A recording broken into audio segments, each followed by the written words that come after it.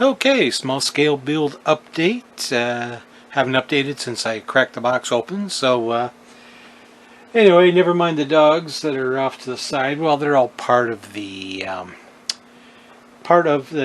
It's going to be a bit of a diorama, as I've said. But what I've done so far is cleaned up the body somewhat. Um, the the display will have a couple of dogs and maybe a couple of men. So what I've done is I've lowered the rear suspension a little bit, or I've raised it so that the back of the vehicle is sitting down a little bit.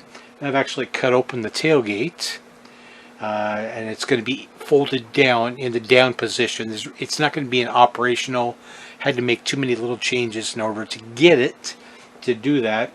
So, and it was all molded in one piece, the body, including the inside and the outside of the tailgate. So I've had to make some filler panels for it, and actually had to cut my bumper a little bit just so the tailgate would fold down to a level. Um, you won't see that, so don't worry about it. You won't see that because I'm not going to show it to you.